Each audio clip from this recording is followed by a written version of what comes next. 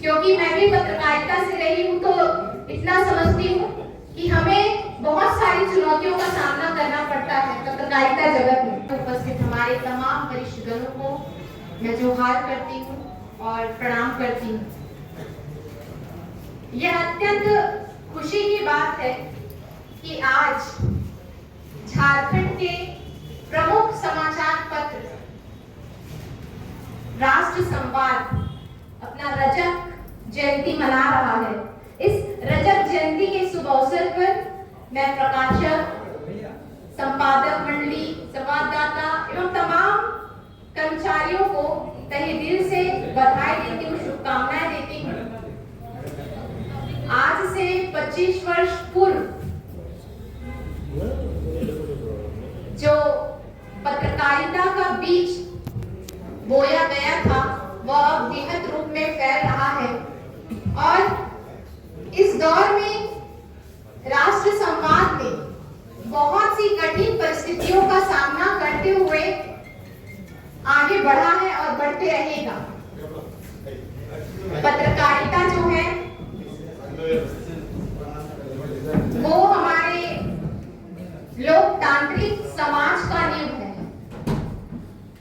और जिसे चौथा स्तंभ भी कहा जाता है, जिसका कार्य होता है निर्भीकता के साथ सत्यता को प्रकट करते हुए अपनी आवाज को उठाना। हमारी जनता को सिर्फ इस पत्रकारिता का ये उद्देश्य नहीं होता कि समाचार पत्र उपलब्ध करवा देना।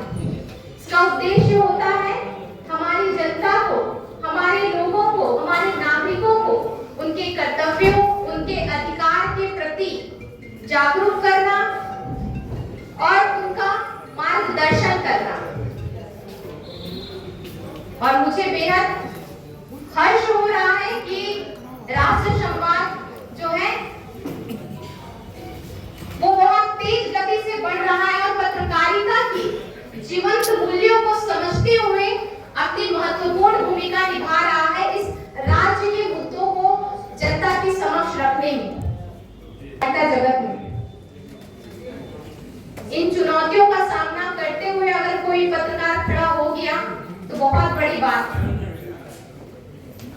बस यही कहना चाहूंगी, आपने जिस तरह पत्रकारिता के मूल्यों को जीवित रखा है और निर्भीकता से जनता की आवाज बनकर हमारे राज्य के शासन तक पहुंचाया है उनकी आवाज को, उसके लिए आप सबों का, हमारे राष्ट्र संवाद के सभी सदस्यों का हृदय से धन्यवाद और आभार करती हूँ। आप इसी तरह आगे बढ़ते रहें क्योंकि हम विपक्षियों का तो आधा काम आप ही कर देते हैं तो इसके लिए बहुत बहुत धन्यवाद। आप निर्भीकता से अपना पत्रकारिता करें। विश्वसनीयता बहुत जरूरी होता है पत्रकारिता, तो इस विश्वसनीयता को बरकरार रखते हुए आप आगे बढ़े क्योंकि सबसे अहम हथियार आपका ये विश्वसनीयता है, जिसके बल पर आपका पत्रकारिता का जो जीवन है वो चलता चला जाता है।